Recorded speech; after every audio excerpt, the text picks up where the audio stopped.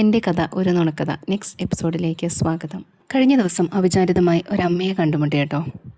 വല്ലപ്പോഴുമൊക്കെ കാണാറുണ്ടെങ്കിലും ഇന്നലെ അതൊരു നൊമ്പര കാഴ്ചയായിരുന്നു.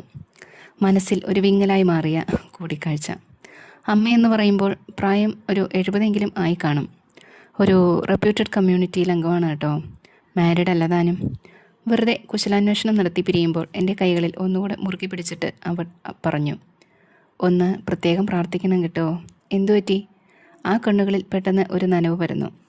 എന്നിട്ട് തുടർന്നു, എന്താണെന്നറിയില്ല, കൂടെയുള്ളവർക്കൊന്നും ഞാൻ പറയുന്നത് മനസ്സിലാകുന്നില്ല. എല്ലാ ഭാഗത്തു നിന്നും ഒത്തിരി കുറ്റപ്പെടുത്തലുകളാണ്. ശാരീരികമായി ഒത്തിരി വിഷമതകൾ. അതിപ്പോൾ കൂടുതലുമാണ്.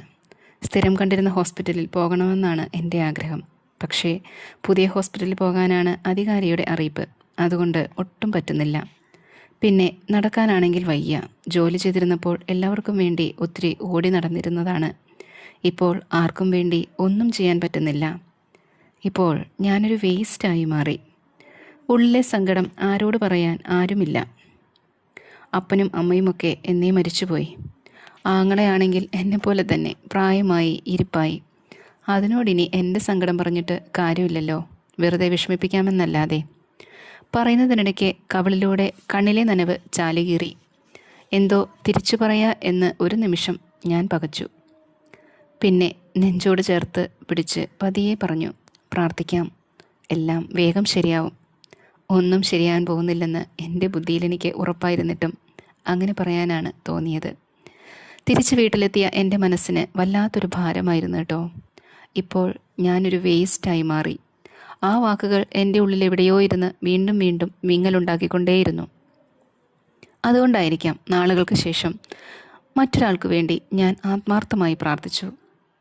കുറച്ച് നാളുകളായി മറ്റൊരാളുടെയും സങ്കടം ഉള്ളിലേക്കെടുക്കില്ലെന്നും എന്തെങ്കിലും കേട്ടാൽ തന്നെ പെട്ടെന്ന് മറന്നു കളയാനും ഞാൻ എന്നെ തന്നെ പഠിപ്പിച്ചുകൊണ്ടിരിക്കുകയായിരുന്നു. ജീവിതത്തിലെ നീണ്ട വർഷങ്ങൾ കൊണ്ട് ഞാൻ തിരിച്ചറിഞ്ഞ ചില സത്യങ്ങൾ എന്നെ അങ്ങനെയൊക്കെ ആക്കി തീർക്കുകയായിരുന്നു എന്നും പറയാം. പക്ഷേ ഇന്നലെ ഞാൻ തോറ്റുപോയി. പ്രാർത്ഥിക്കാനിരുന്നപ്പോൾ എൻ്റെ കണ്ണും ഞാൻ അറിയാതെ നിറഞ്ഞു. ഈ നിസ്സഹായരായ മനുഷ്യരെ എന്തുകൊണ്ടാണ് ചിലർ മനഃപൂർവ്വം ഇങ്ങനെ ദ്രോഹിക്കുന്നത്? ഇപ്പോഴും എനിക്കറിയാത്ത, മനസ്സിലാകാത്ത ഒരു കാര്യമാണത്. മനുഷ്യർക്ക് കരുണ കാണിക്കാൻ മടിയാണ്. വലിയ വലിയ കാര്യങ്ങളൊന്നും വേണ്ട. ആരും സംസാരിക്കാനില്ലാത്തവൻ്റെ കൂടെ നമ്മുടെ ഒരു അരമണിക്കൂർ മാറ്റിവെക്കാനായാൽ അതൊരു വലിയ കാര്യമാണ്. അവർക്ക് ആരും കാണാൻ വരാനില്ലാത്തവരെ ഒന്ന് ചെന്ന് കണ്ട് ഇത്തിരി നേരം സംസാരിച്ചിരുന്നാലും ഒരു വലിയ കരുണയാണ്. നമ്മുടെ തിരക്കുകൾ നിറഞ്ഞ ഓട്ടത്തിനിടയിൽ വല്ലപ്പോഴുമെങ്കിലും ഒന്ന് തിരിഞ്ഞു നോക്കാൻ ശ്രമിച്ചോളൂ. താഴെ വീഴില്ല കേട്ടോ. പകരം വീണ് കിടക്കുന്നവന് ഒന്ന് എണീറ്റ് നിൽക്കാൻ തോന്നിയാൽ അതൊരു ചെറിയ കാര്യമല്ലല്ലോ. നിങ്ങൾക്ക് എന്ത് തോന്നുന്നു? പിന്നെ നമ്മുടെ അമ്മയുടെ കാര്യം. പിറ്റേ ദിവസം ഒരു കോമൺ ഗ്യാതറിങ്ങിനിടയ്ക്ക് ഞാൻ ആ അമ്മയെ വീണ്ടും കണ്ടു കേട്ടോ. എനിക്ക് പെട്ടെന്ന് പോകേണ്ടിയിരുന്നത് കൊണ്ട് ഞാൻ മുഴുവൻ തീരാൻ കാത്തുനിന്നില്ല. അതിനു മുൻപ് ഇറങ്ങി. പെട്ടെന്ന് എൻ്റെ പിന്നിൽ നിന്ന് ഓടി വന്നിട്ട് എന്നെ വിളിച്ചു. എന്നിട്ട് ഒരു കാര്യം എന്നോട് പറഞ്ഞു കേട്ടോ. അത് നാളത്തെ വീഡിയോയിൽ നമുക്ക് കാണാം. അപ്പോൾ സന്ധിക്കും വരേക്കും വണക്കം.